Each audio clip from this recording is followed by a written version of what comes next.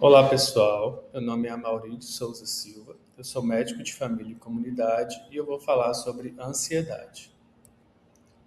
Do que se trata? Ansiedade é uma sensação desagradável de apreensão. Quando essa sensação se torna excessiva e ao ponto de prejudicar o funcionamento da pessoa, há um transtorno de ansiedade. É fundamental que o médico de família e comunidade esteja apto a identificar uma pessoa que está sofrendo com excesso de ansiedade e saiba ajudá-la da melhor maneira possível. Etiologia é multifatorial, envolvendo fatores biológicos e psicossociais. Quando pensar, a ansiedade é um problema frequente na atenção primária, estando entre os 10 motivos mais comuns de consulta. Em um estudo em unidades de saúde da família, a ansiedade generalizada aparece como o segundo transtorno mental mais frequente. Deve-se pensar em um diagnóstico de transtorno de ansiedade em diferentes situações. Primeira situação: sintomas relatados pela própria pessoa e ou sintomas compatíveis com a semiologia somática da ansiedade. Segunda situação: preocupação com algum problema físico que possa estar acontecendo. Não correr rápido para o psicológico e certificar-se de que não há uma patologia clínica vigente. Terceira situação: a não apresentação por parte da pessoa que consulta. Nesse caso, atentar para os idosos e para sinais clínicos como hipervigilância, tremores, inquietação e dispneia suspirosa. O que fazer? Na anamnese, primeiro, diferenciar ansiedade de inquietação, euforia e irritabilidade. Pensar em diagnósticos diferenciais, como transtorno por déficit de atenção e hiperatividade ou transtorno de humor. Ficar alerta, porque transtornos psiquiátricos podem coexistir. Avaliar a repercussão da ansiedade na vida da pessoa. Está causando um transtorno? Esclarecer se a ansiedade é o problema principal ou é parte de um transtorno subjacente, depressão, adicção a drogas. E quarto, caracterizar o transtorno de ansiedade. Ainda na anamnese, coletar dados da história médica prévia da pessoa, como também dados sobre sua história familiar, seus hábitos de vida, revisão dos sistemas, questionar sobre o uso de estimulantes, medicações ou drogas ilícitas. Abordar também questões psicossociais que podem até levantar a hipótese de um transtorno de personalidade, situação que dificulta o tratamento. O médico de família e comunidade deve estar familiarizado com alguns conceitos psicodinâmicos como transferência e contratransferência. Ferramentas de abordagem individual, como o método clínico centrado na pessoa e familiar genograma, podem facilitar muito o trabalho do médico de família e comunidade. O que fazer? No exame físico. O exame físico ele revela pouco ou nenhuma alteração na pessoa com ansiedade. Pode ter sintomas de agitação, taquicardia, aumento da pressão arterial, sudorese, tremores de extremidades, dispneia suspirosa. Os exames complementares, não há exames complementares para os transtornos de ansiedade. São utilizados para descartar doenças clínicas. Algumas condições podem mimetizar os transtornos de ansiedade.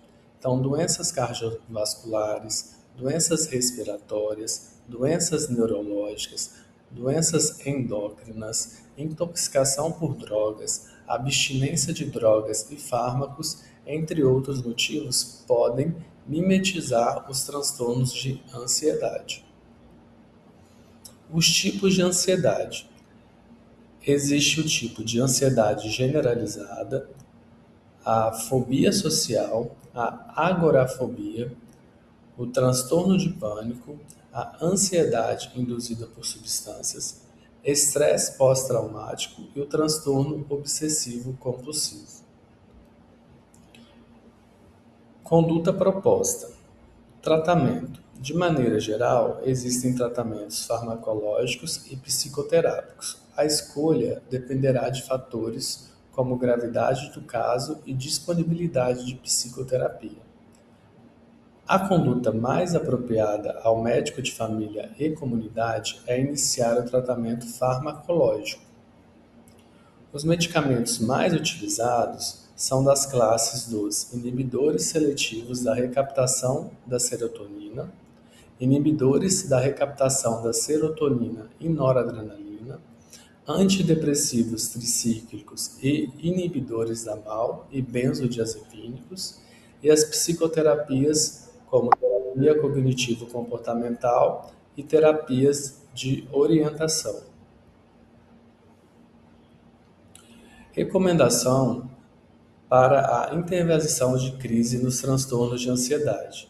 Disponibilizar-se para escutar ativamente a pessoa, manter atitude de compreensão e empatia ante a situação vivida, revisar com a pessoa a história do desenvolvimento da crise atual, de modo que ela possa compreender seu curso, identificar crises semelhantes no passado e o modo de resolução delas, comprometer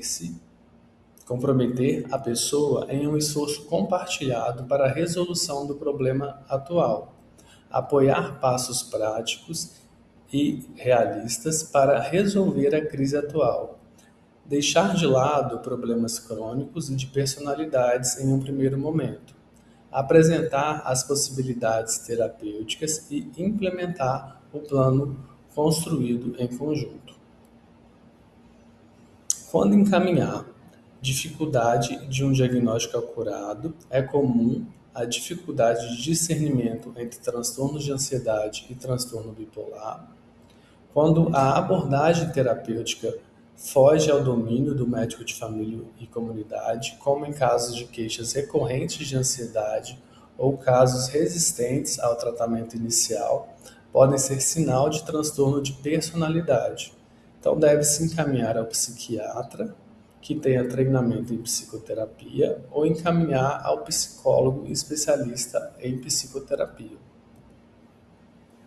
Erros mais frequentes cometidos: não diagnosticar ansiedade em pessoas que não a referem, mas que visivelmente apresentam condutas compatíveis com o quadro, iniciar o tratamento e não propor um segmento estruturado do transtorno, deixando o problema se disfarçar entre outras clínicas nas consultas seguintes. Utilizar doses subterapêuticas dos psicofármacos com receio dos efeitos colaterais ou aceitação da falsa ideia do consultante de que as medicações psiquiátricas são perigosas. Oferecer somente abordagem de apoio e não encaminhar adequadamente a pessoa a uma psicoterapia estruturada quando indicado. Não diagnosticar comorbidades psiquiátricas, como transtorno de humor, abuso de substâncias e transtornos de personalidade. Possíveis prognóstico e complicações possíveis. São condições consideradas crônicas, estão associados a intensos prejuízos sociais e da qualidade de vida, podendo implicar em complicações graves, como suicídio, aumenta o risco de transtorno de humor e abuso de substância. A referência utilizada foi o Tratado de Medicina de Família e Comunidade. Obrigado.